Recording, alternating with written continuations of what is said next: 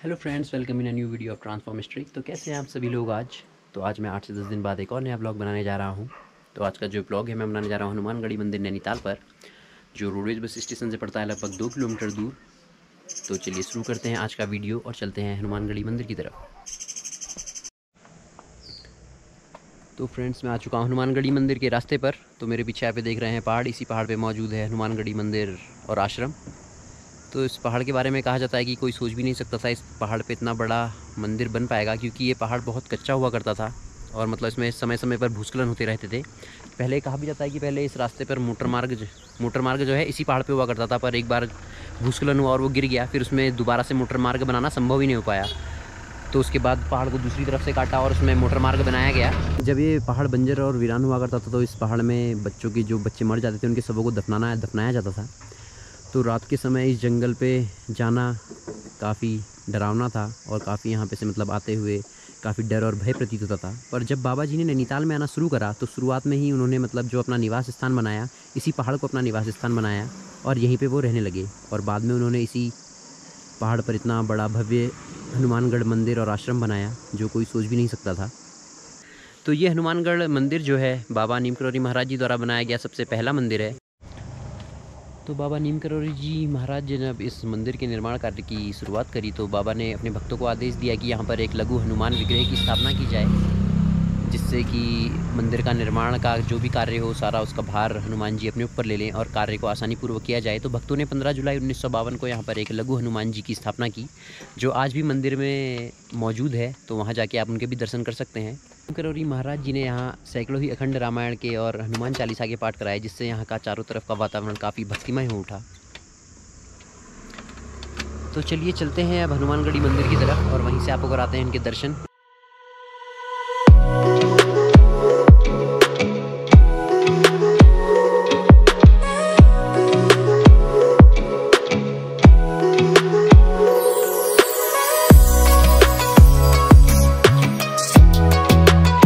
Friends, finally हम पहुंच चुके हैं हनुमानगढ़ी मंदिर और आप मेरे पीछे देख रहे हैं यहाँ पे प्रसाद की दुकान। यहाँ पर से आप ले सकते हैं प्रसाद और हनुमानगढ़ी मंदिर पे चला सकते हैं। तो यहाँ पर मैं आपको हनुमानगढ़ी मंदिर के दर्शन केवल बाहरी बाहर से करा पाऊँगा, क्योंकि यहाँ अंदर मोबाइल फ़ोन या कोई कैमरा की वीडियोग्राफी या फोटोग्राफी अलाउड नहीं है। तो केवल बाहर से दिखा पाऊँगा मैं आपको हनुमानगढ़ी मंदिर। तो चलिए पहले मैं तब तक दर्शन करके आता हूँ।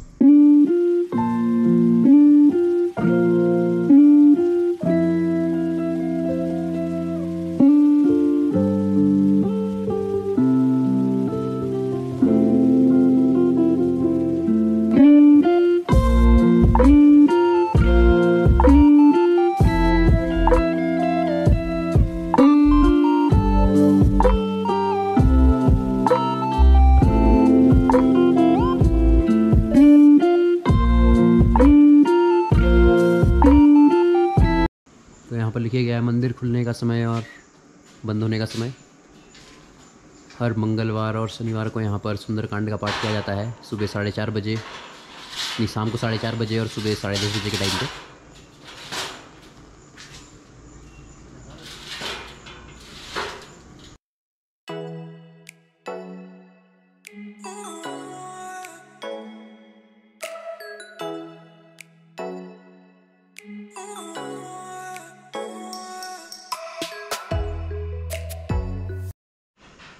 तो फ्रेंड्स, हम आ चुके हैं हनुमानगढ़ी मंदिर से दर्शन करके बाहर, क्योंकि अंदर फ़ोटोग्राफ़ी या वीडियोग्राफी कुछ अलाउड नहीं है, तो मैं अंदर आपको दर्शन नहीं करा पाया।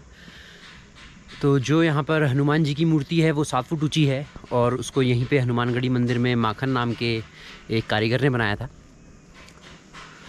तो अभी हम आ चुके हैं हनुमानगढ़ी मंदिर के बाहर। तो ऐसा कुछ है बाहर से हनुमानगढ़ी मंदिर, चारों तरफ से कवर हुआ, जंगल के बीच में बना हुआ और नीचे सारा जंगल यहाँ है।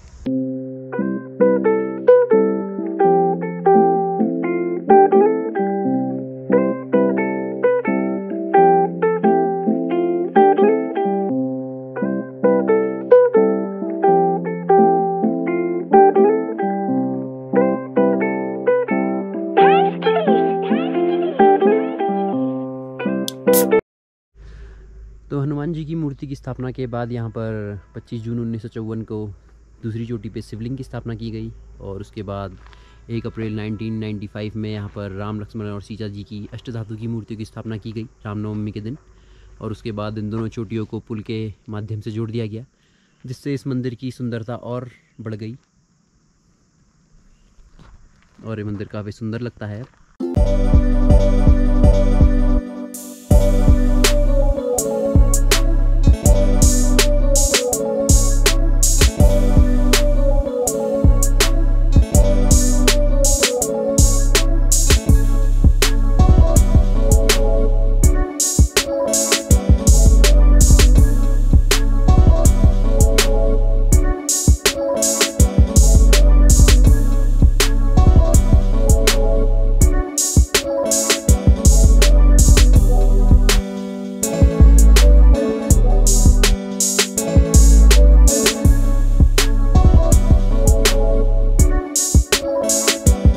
यहाँ पर आगे मुझको हनुमानगढ़ी से रिलेटेड एक चमत्कारिक घटना की याद आई, तो मुझको लगा कि मैं आपके साथ उसको शेयर करूं। तो बाबा जी ने जैसे 16 जून 1953 को दिन निश्चित कर दिया था कि यहाँ पर हनुमानगढ़ी में हनुमान जी की मूर्ति की स्थापना की जाएगी। तो बाबा जी 1 हफ्ते पहले ही यहाँ पर आ चुके थे।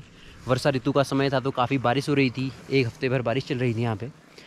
तो मतलब मूर्ति स्थापना के 1 दिन पहले शाम को भी काफ़ी तेज़ बारिश हो रही थी और मंदिर में कुछ भी खाने का सामान, जो भंडारा होना था, तो प्रसाद के सामान की कोई भी व्यवस्था नहीं हो पाई थी। तो शाम को बाबा जी के साथ हरिदास बाबा भी रहा करते थे, तो हरिदास बाबा जी से पूछा कि अब दूसरे दिन जो भंडारा है उसमें खाने के लिए व्यवस्था कैसे हो पाएगी, खाने पीने का क्या होगा, और ज़ोर ज़ोर से हंसने लगे।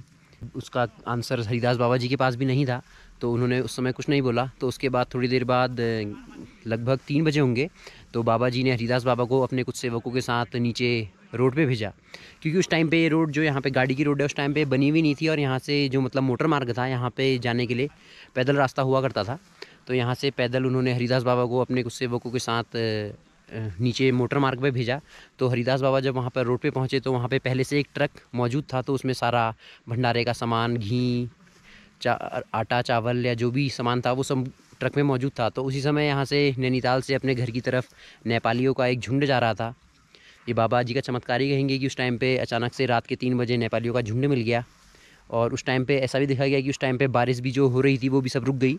और 1 घंटे उन हरिदास बाबा जी ने उनसे बात करी और उनसे नेपालियों से सारा सामान ऊपर मंदिर पे सरवाया, और उसके बाद 1 घंटे में सारा काम निपट गया और उस समय बारिश भी रुक गई थी। और उसके ठीक जैसे ही बाबा जी ने मंदिर का भंडारे का सामान पहुँचवाया वहाँ पर, उसके बाद फिर से तेज़ी से बारिश होने लगी। तो हनुमान जी की मूर्ति की स्थापना के दिन भी मौसम पूरा बादल वाला ही था और पूरे बादल लगे हुए थे। तो नीम करौरी बाबा जी अपनी कुटिया से बाहर आए और उन्होंने उच्चारण किया, पवन तनय बल पवन समाना। इसके कुछ देर बाद ही पूरे आसमान से बादल छट गए और सूर्य की रोशनी पूरे मंदिर पे आने लगी, और उसके बाद आसानी से मतलब मंदिर में हनुमान जी की मूर्ति की प्राण प्रतिष्ठा हुई। और लगभग पूरे नैनीताल के सभी बुजुर्ग, औरतें और बच्चे जो थे सब ने प्रसाद ग्रहण किया, और दिन रात लगभग लगातार भंडारा चलता रहा। भंडारा लगातार चल ही रहा था हनुमानगढ़ी मंदिर पे, पर अचानक से जो टिन के कनस्तर थे, घी से भरे हुए टिन के कनस्तर थे, वो सारे खाली हो गए, क्योंकि काफ़ी पूरी नैनीताल की काफ़ी भीड़ यहाँ हो गई थी और घी सारा ख़त्म हो गया था। तो सारे सेवक परेशान हो गए कि कैसे अब घी की व्यवस्था होगी। तो एक सेवक बाबा जी के पास गया और बोला कि घी तो सारा बाबा जी समाप्त हो गया है। तो बाबा जी ने पहले ही अपने सेवक से किसी से एक से टिन के सारे जो खाली कनस्तर थे उनमें पानी भरवा लिया था। तो बाबा जी ने गुस्से से उसे डांटते हुए बोला कि तुमने गोदाम में जाके देखा, जाओ गोदाम देखो। तो उसके बाद वो सेवक गोदाम में गया और बाबा ने जिन टिन के कनस्तरों में पानी भरवाया था वो सारा पानी घी में बदल चुका था, और उसके बाद उस सारे घी का इस्तेमाल प्रसाद बनाने में किया गया और भंडारा विधिवत आराम से चलता रहा। तो ऐसे ही कई चमत्कार बाबा ने दिखाए अपने भक्तों को। तो उनके बहुत से चमत्कार ऐसे ही आपको किताबों में देखने को या सुनने को मिल जाते हैं। तो उसके बाद इस पहाड़ी की मतलब जब से मंदिर बना तो उसकी पूरी काया बदल गई, क्योंकि उसके बाद यहाँ पर सरकार ने ऑब्जर्वेटरी का निर्माण कर दिया। तो उसके बाद यहाँ आसानी से सड़क आ गई, बिजली पानी की सारी व्यवस्था हो गई। तो जैसे कि पहले कभी यहाँ कोई सोच भी नहीं सकता था कि यहाँ इस कच्चे से पहाड़ में, इस डरावने पहाड़ में इतने बड़े मंदिर का निर्माण हो पाएगा या ऑब्जर्वेटरी होगी। तो बाबा जी के चरण कमलों का ही कमाल था कि जो यहाँ एक बंजर वीरान पहाड़ और डरावना पहाड़ ऐसे प्रमुख दर्शनीय स्थल, यहाँ पे नैनीताल का मतलब प्रमुख दर्शनीय स्थल है हनुमानगढ़ी। और यहाँ पे का सनसेट व्यू पॉइंट काफ़ी फेमस है। यहाँ पे सारे लोग यहाँ पे सनसेट व्यू देखने आते हैं, पर आज तो बादल और कोहरा लग चुका है अब, तो आज सनसेट देख नहीं पाएंगे हम यहाँ पे से। पर ज़रूर कभी आने वाली वीडियोज़ में मैं आपको यहाँ पे का सनसेट दिखाऊँगा। तो ज़रूर बताएं आपको आज का ये वीडियो कैसा लगा, और प्लीज़ वीडियो को लाइक और शेयर करें और चैनल को सब्सक्राइब करें। And thanks for watching. मिलते हैं ऐसी किसी अगली वीडियो में, तब तक के लिए बाय बाय।